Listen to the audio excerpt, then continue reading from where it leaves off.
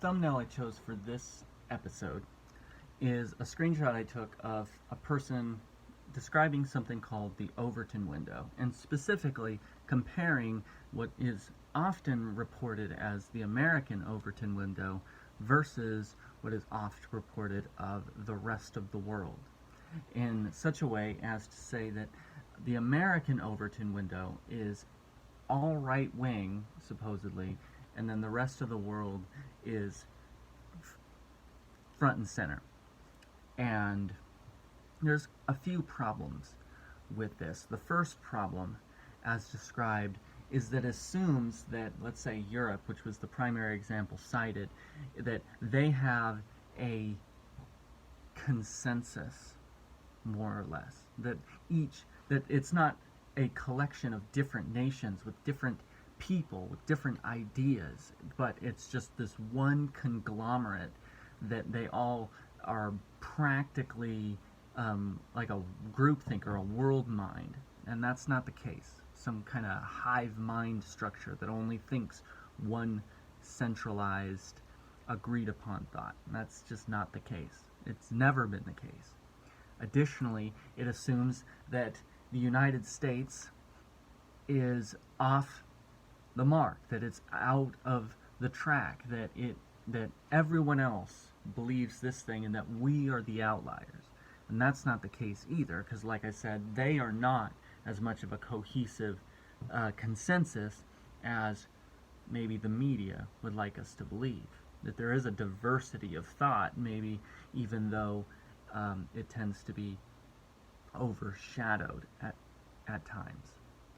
And that just even if that were the case, let's go ahead and give them that as a starting point. Even if that were the case, that they all had this hive mind groupthink going on, still, that does not in any way defend the belief that we should think like they do. We are not them. In fact, you could even say that the reason we're not them is because we've never, at any point in our American history, wanted to be like them. We came over here to make a physical demonstration of our lacking of wanting to be like them. So, yeah, no. How about maybe not? That maybe we see the world different than they do on purpose. Maybe it's by design. But getting back into reality, maybe if we flip this for the sake of argument, maybe it's us that are seeing things the right way, and it's them that are skewing to the left, which is what certain individuals here in the US or various other places would say, that it's actually them that are skewing to the left wing, and that we have the diversity from left to right in our Overton window. You can't say that it's not, or you can't say that it's impossible simply by comparing the two diagrams. And additionally, let's say that maybe it's just two different nations or two different collections of states that are disagreeing about what core values are actually right or left or center. Maybe it's just that. And if that's the case, what's wrong with it? Maybe that's the way it should be. Maybe the world is not a single world government. Maybe that there isn't a single cohesive hive mind anywhere in the world. And maybe what we need is different nations and states to disagree about things and where they lie on the spectrum, so that we can talk about them and refine them and arrive at maybe their best possible iterations at some point in the future. Maybe that's what we need, as opposed to assuming that everyone needs to agree at all times.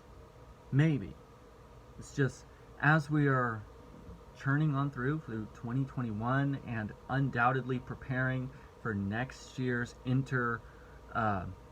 midterm electoral cycle, maybe we need to think more about how maybe a unified vision isn't possible, and maybe a diversity of perspectives and worldview is what we actually need in our places of power. Maybe.